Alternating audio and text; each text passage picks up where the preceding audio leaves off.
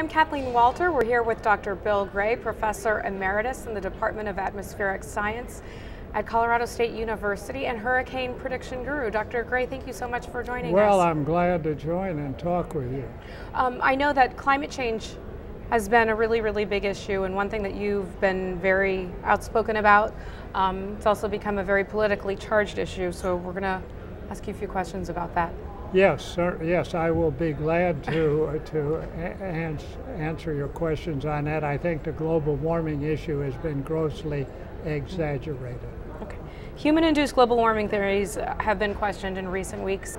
Well, they've been questioned for recent years too. Right. Many of us, as soon as this sort of scare about CO2 coming in, altering our global climate, there's a whole large number of us have been very skeptical of it. I'm not saying CO2 won't cause a few changes, but they will not cause the great warming that the global models have been predicting for us. And I think we're too much concerned with global warming. The world has many other more important problems we've got to work on. You have said that humans don't have much of an impact on global warming at all. How come? Well, no, humans might have an impact through land use, through cutting forests down, through putting CO2 in and things. But as far as the CO2, I mean, undoubtedly we have polluted water and air and these things. We have many environmental problems, but we're not going to solve all these environmental problems by cutting CO2. Have draconian rules in that we must cut the CO2 by 80% by 2050. That would devastate the industrial economies of the globe, and we would pay too much of an economic price for this and have very little effect on the climate. Does it bother you that global warming and climate change have become political issues? It certainly does. It bothers me greatly. We have too many other important global problems. This is a side problem. It's sort of a red herring thrown in there. Behind it is this need to control people, government officials and things. If you can have the people scared enough that CO2 is really the demonic thing that they say it is, then people will be more agreeable to make cuts, changes in their lifestyle and things than they would if they did not believe this. But there's much propaganda, there's much false data that has been pushed greatly by the mainstream media here. There's a lot of us critics around, but we're not usually heard much or things. And what CO2 can do to the climate, yes, it may warm the atmosphere a little bit, but nothing like the 2 to 5 degrees global warming that the climate models have been saying. The climate models have basic flaws in them, and the politicians and others that are pushing this as a terrible issue facing mankind have very little knowledge of meteorology, climatology, and things. And I'm convinced, if I may not live to see it, but 10, 15, 20 years from now, we're going to look back on this issue and realize that it was perhaps one of the greatest hoaxes ever perpetrated on the American people and the people of the globe. Mm-hmm. And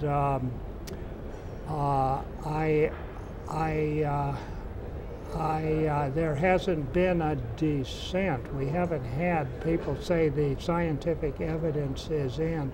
It's not in. There hasn't been a scientific dialogue yet. Al Gore says the scientists have spoken. The scientists have not spoken. There hasn't been an objective back and forth discussion of this. The government, our federal government, funds climate people and scientists, but mostly from one side only. If the government was really interested in the global warming issue, there would be funds available for those who think it's a great problem and those like me who don't believe it's a great problem. We would do research and would meet and argue in an open forum back and forth on this issue.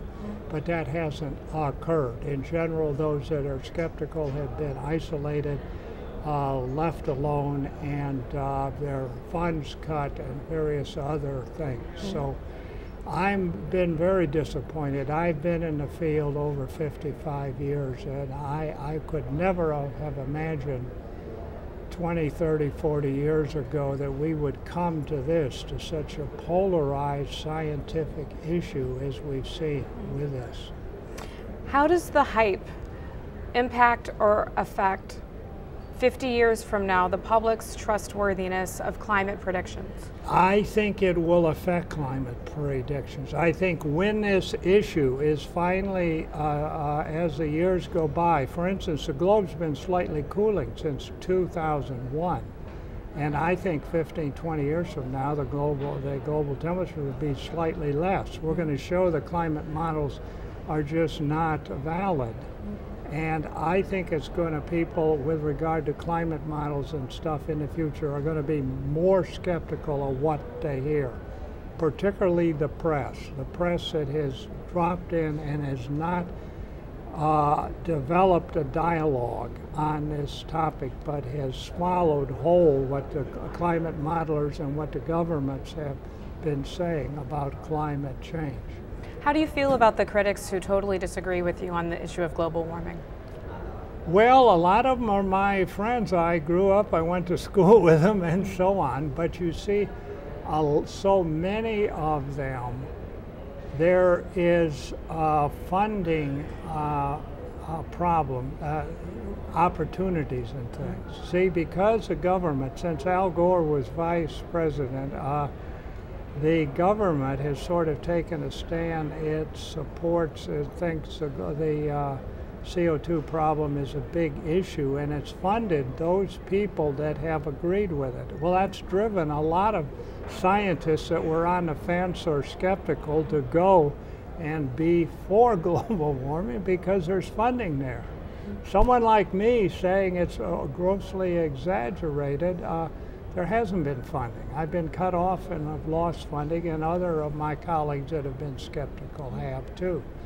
And it's not the greatest problem facing humanity, as so many people say, even more than terrorism. A lot of government, high government officials, presidents, prime ministers, Prince Charlie of England has been saying this, that it's one of the greatest problems facing mankind. How do they know?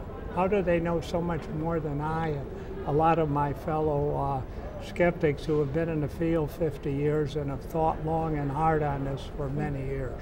What does this say about Al Gore and other politicians, Gore especially, who've used this issue really to promote himself? Yeah, well, I think Al Gore, as time goes on, we're going to see him as an opportunist on this whole thing. He got started on this. He thought this was a good political issue to push. The young people are very environmentally sensitive. Yes, we have environmental problems. We have dirty air, dirty water, land use problems, and all these other things, but they're not necessarily going to be solved by cutting CO2 down. I think Gore has seen this. The young people are very environmentally sensitive, and he might in time ride this to high political heights, and he certainly tried hard to do it. And it would be all right if he was right, but he's just wrong. He's just plain wrong. He doesn't understand how the atmosphere and ocean functions. And yes, we have seen global warming since the late 19th century. The last 100 years we've seen some global warming, about 0.6, 0.7 degrees centigrade or 1 degree Fahrenheit. And I believe that's mostly due to the deep ocean circulation changes, and we're coming out of the Little Ice Age. And this is natural. It's due to ocean changes. It's not due to humans.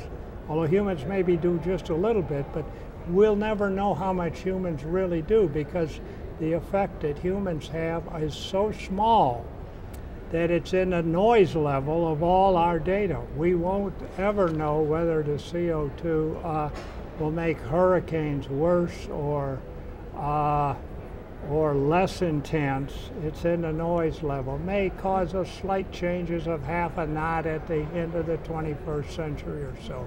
These are small changes, and the main thing we have to worry about with hurricanes is nature. Nature has hurricanes. It has periods when we have a lot more and periods we have a lot less.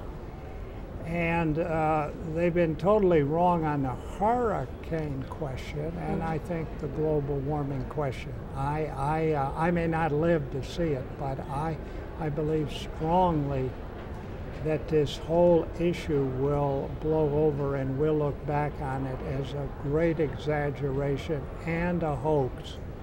And the people pushing it the most were in for their own self-advancement.